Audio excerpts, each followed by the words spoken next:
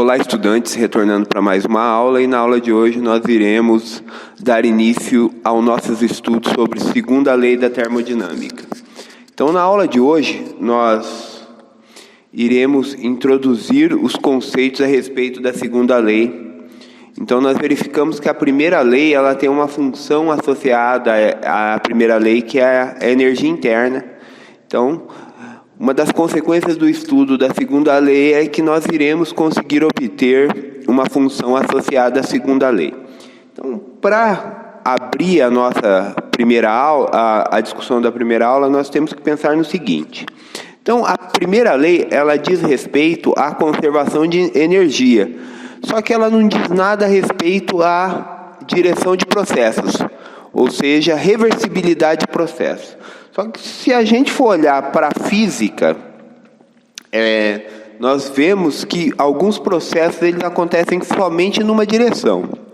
Então a mecânica newtoniana, ela nada dizia a respeito da direção de processos.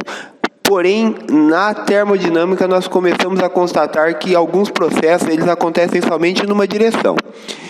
Então, a primeira lei, ela não delimita a respeito da direção dos processos. Ela só diz que os processos têm que acontecer, os processos termodinâmicos têm que acontecer respeitando a conservação de energia. Ok? Mas vamos pensar na seguinte situação.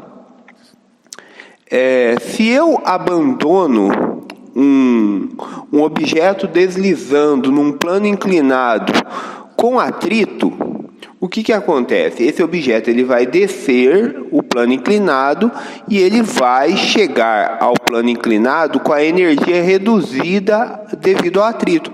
A pergunta é possível retirar essa energia transferida em calor, devolver ela para o objeto e fazer com que ele retorne a seu ponto inicial no plano inclinado? Não, isso não é possível. Então, este calor gerado por um processo dissipativo não é possível ser convertido em energia útil, ok?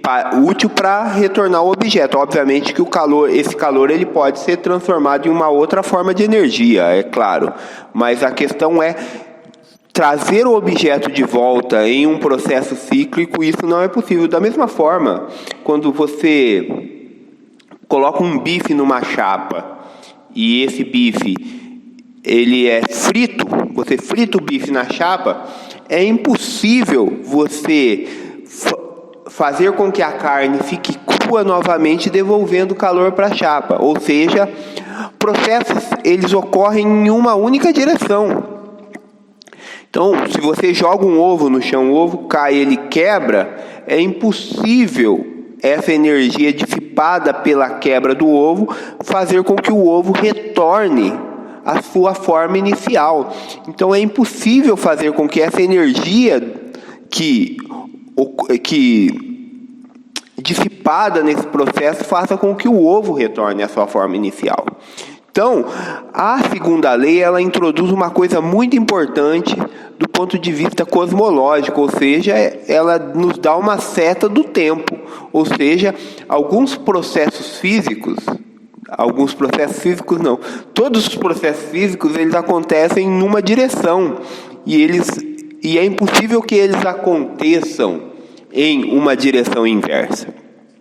Então, para começar a falar de segunda lei, eu vou introduzir os enunciados de Clausius e de Kelvin para a segunda lei e demonstrar a equivalência desses enunciados, tá bom? Então, uma boa aula a todos.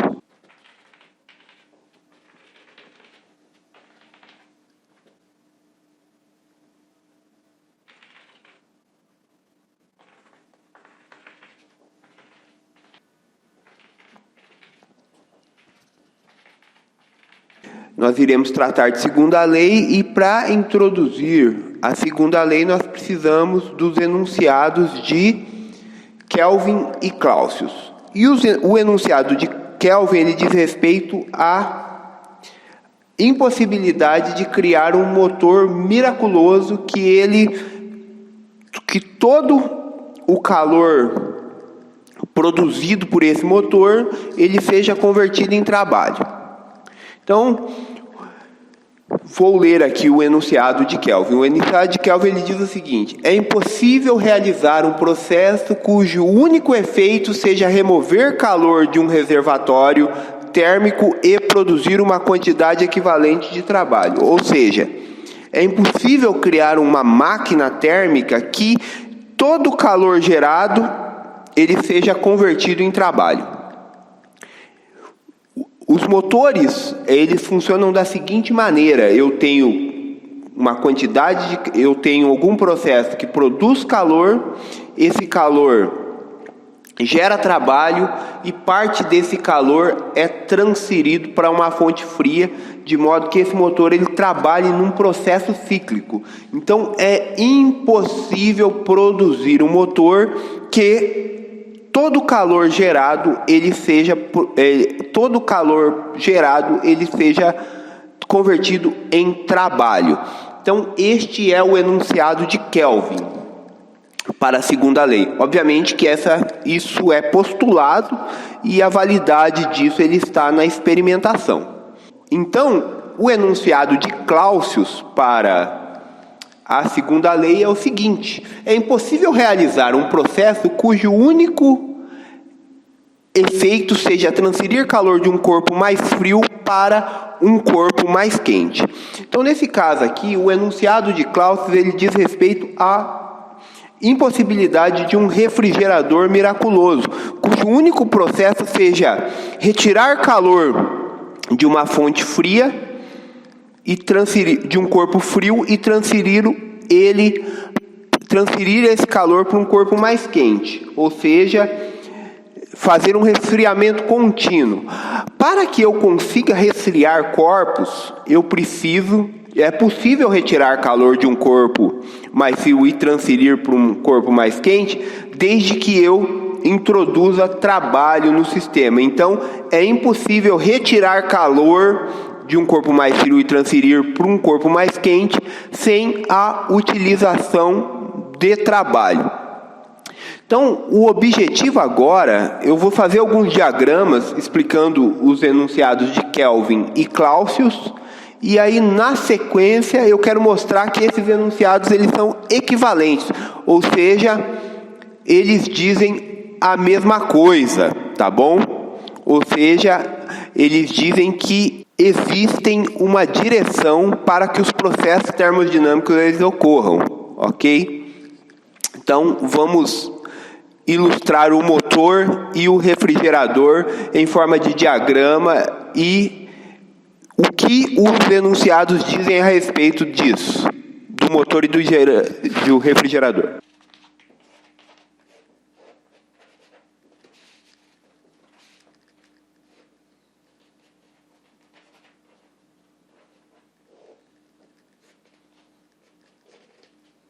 Explicando o enunciado de Kelvin através do motor térmico, nós temos a seguinte situação: o motor térmico ele opera por um processo que gera calor, por exemplo, uma máquina a vapor, através da vaporização da água, eu consigo produzir trabalho. Só que esse calor ele tem que ser transferido. Parte desse calor ele tem que ser transferido para uma fonte fria, de modo que essa máquina ela opere em um processo cíclico. Então é impossível produzir um processo cujo único fundamento seja converter calor em trabalho. Então o enunciado de Kelvin ele diz isso aqui, ó. É impossível gerar um processo termodinâmico que o único efeito seja converter calor em trabalho. Então isso aqui seria um motor miraculoso, onde todo o calor produzido por esse motor ele seria convertido em trabalho. Na verdade, os motores térmicos eles funcionam em processo cíclico, onde ele se inicia uma dada temperatura, um dado processo gera calor, esse calor é convertido em trabalho, o motor ele é resfriado, e aí ele retorna ao seu estado inicial. Então eu preciso que o calor produzido seja convertido em trabalho e parte do calor seja transferido para uma fonte fria, de modo que o motor funcione em processo cíclico. Então, este motor térmico, ele não tem um rendimento de 100%. Então, vamos lá verificar qual que é o rendimento de um motor. Então, fica bem fácil verificar que o trabalho realizado, ele vai ser a diferença do calor produzido pela fonte quente, menos o calor gerado, menos o calor transferido para a fonte fria, ok? Então esse vai ser o meu trabalho líquido aqui para o meu motor. Então, o meu motor ele vai ter um rendimento da seguinte forma, né? O rendimento ele é dado pela letra eta, e o rendimento nada mais é que o trabalho realizado dividido pelo calor produzido.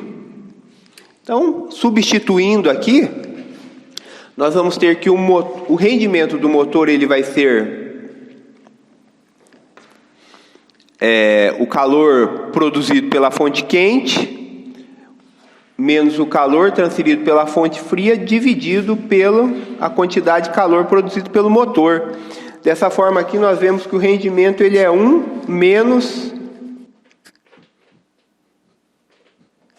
o rendimento ele é 1 menos QF dividido por QQ, ou seja, como o motor ele transfere calor para a fonte fria, é impossível que o rendimento ele se torne 100%. Não existe um motor miraculoso que converta todo o calor em trabalho. Então é impossível criar um motor que converta todo o calor em trabalho.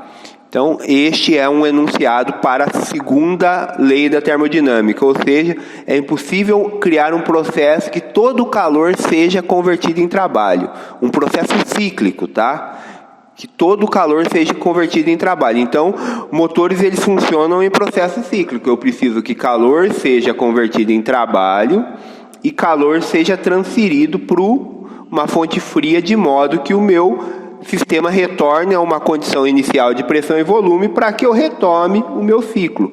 Então, é impossível gerar um processo operando em ciclo que todo o calor seja convertido em trabalho.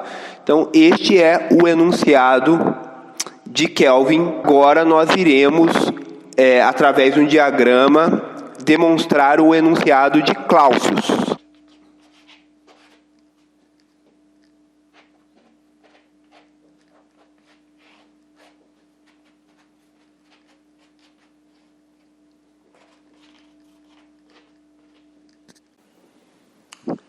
Então o refrigerador ele funciona da seguinte forma. Deixa eu só fazer o seguinte, tá? Coloca uma flecha aqui, ó, para dar o sentido de operação, tá? O mesmo façam aqui, tá? Tá bom?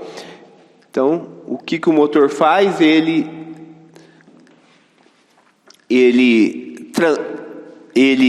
Calor é gerado, trabalho é realizado e calor é transferido para a fonte fria, tá bom?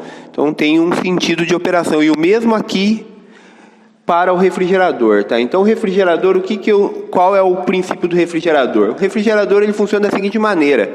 Então através de trabalho mecânico, eu consigo transferir calor de uma fonte fria para uma fonte quente, ou seja, eu consigo retirar calor da fonte fria e transferir para a fonte quente.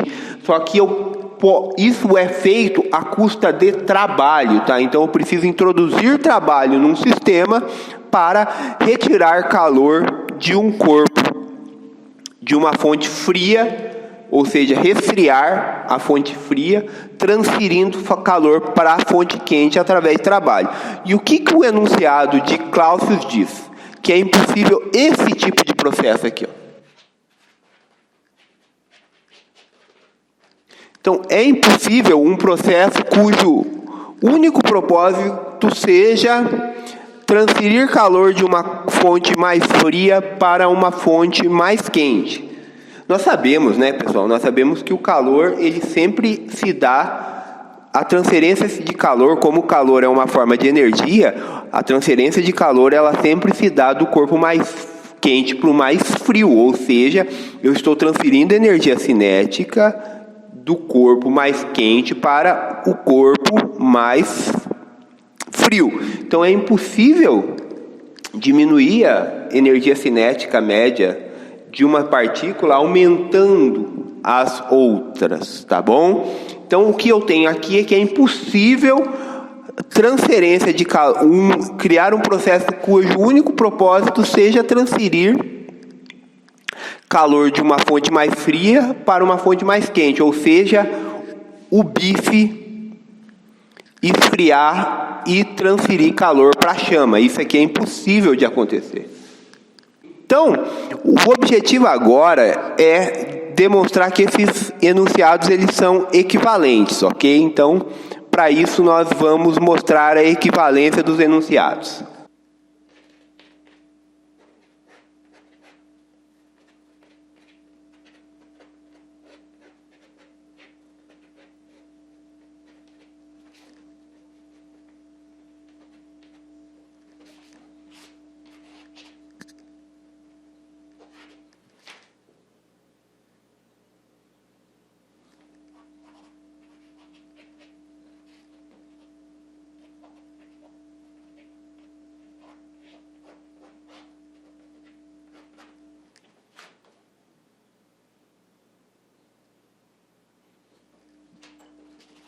Então, para mostrar que o enunciado de Clausius implica no enunciado de Celsius e vice-versa, nós podemos pensar na seguinte situação. Eu tenho um motor, tá, que ele funciona segundo o enunciado de Kelvin, que é o motor que ele, através de calor, ele produz trabalho e calor é transferido para uma fonte fria.